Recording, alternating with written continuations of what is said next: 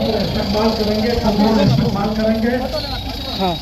अब माला ले लें। कांग्रेस पार्टी जिंदाबाद, कांग्रेस पार्टी जिंदाबाद, सोनिया गांधी जिंदाबाद, जिंदाबाद जिंदाबाद राहुल गांधी जिंदाबाद जिंदाबाद जिंदाबाद जिंदाबाद जिंदाबाद जिला कांग्रेस कमेटी के अध्यक्ष सागर सिंह जिंदाबाद, जिंदाबाद जिंदाबाद अभिनेत्री शोभा जिंदाबाद, जिंदाबाद जिंदाबाद मिन्नत हमारी जिंदाबाद, मिन्नत हमारी जिंदाबाद, जिला कांग्रेस कमेटी जिंदाबाद, बेगूसराय जिला कांग्रेस कमेटी जिंदाबाद, जिंदाबाद जिंदाबाद बेगूसराय जिला अल्पसंख्यक विभाग जिंदाबाद, बेगूसराय जिला अल्पसंख्यक प्रकोष्ठ जिंदाबाद,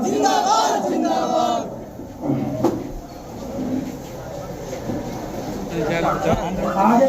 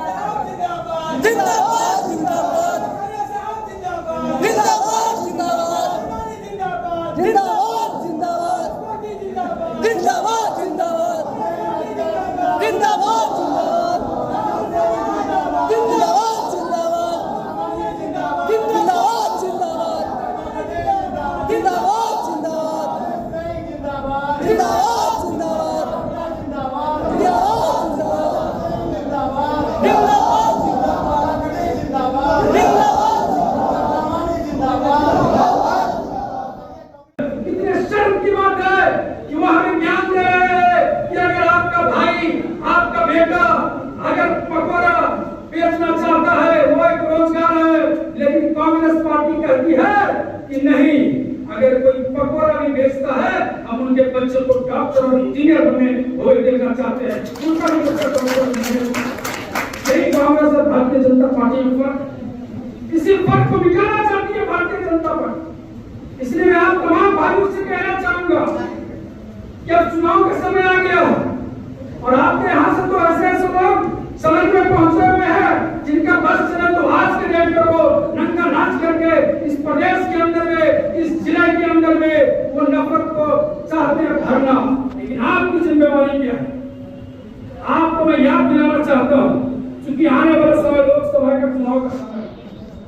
इस लोकसभा के चुनाव में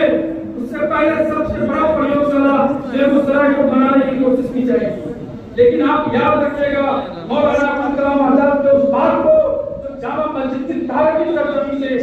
मौलाना आजाद ने कहा था कि अगर कोई आसमान से आया हो फरिश्ता ये कहे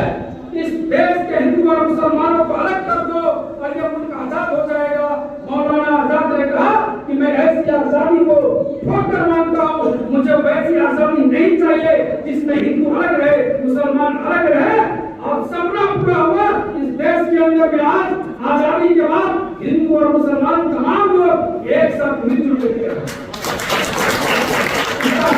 बढ़ाना, उसी शक्तियों को आप आगे लेकर के चलना। आपका जिस तरीके से क्रांतिकारी सरजमी है बेगूसराय, इस क्रांतिकारी सरजमी से मुझे याद है, आप सोचिए एक हमारे क्रांतिकारी गुजरे शहीद अशफाकुल्लाह खान साहब आज वो अयोध्या की बात करते हैं, आज वो राम मंदिर और मस्जिद की बात करते हैं। अरे हमें तो थोड़ी सी जगह मिल जाएगी शासन साहब के घर में, हम वहाँ भी नमाज पढ़ लेंगे, हमें कोई नहीं मना करने वाला। आपकी सोच अच्छी होगी। इसी अयोध्या उसी फैसलाबाद में जब शहीद अशफाकुल्लाह खान साहब को शासन साहब फांसी दी जा रही थी, जब अंतिम इच्छा पूछी गई अशफाकुल्लाह साहब से कि बताइए फांसी से पहले आपको एक मौका दिया जाता है कि आप शहीद अशफाकुल्लाह खान साहब ने क्या कहा? उन्होंने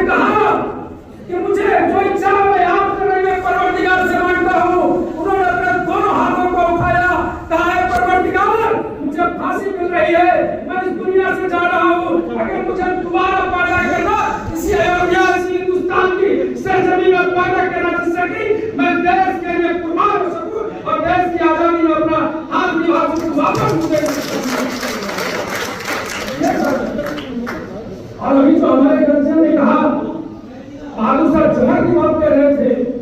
बिल्कुल उन्होंने सही कहा। और उसमें एक लाइन जो मैं उनके आगे जोड़ना चाहता हूँ कि जब बहादुर शाह जफर के सामने में उनके दोनों बेटे के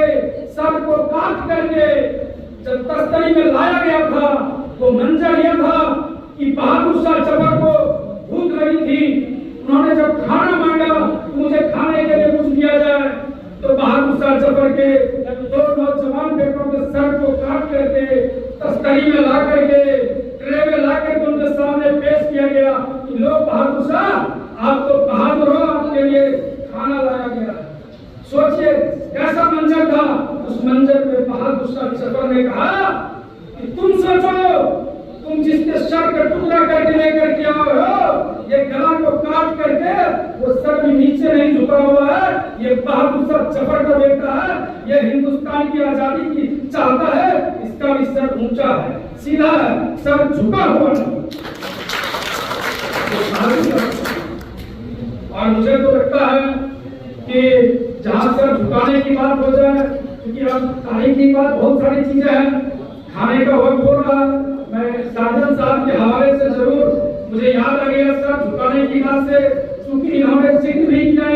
पूर्व प्रदेश अध्यक्ष के बारे में, बिल्कुल इन्होंने सही जिक्र किया। हमारी जिम्मेवारी क्या होती है, हम एक कांग्रेस पार्टी के कार्यकर्ता हैं,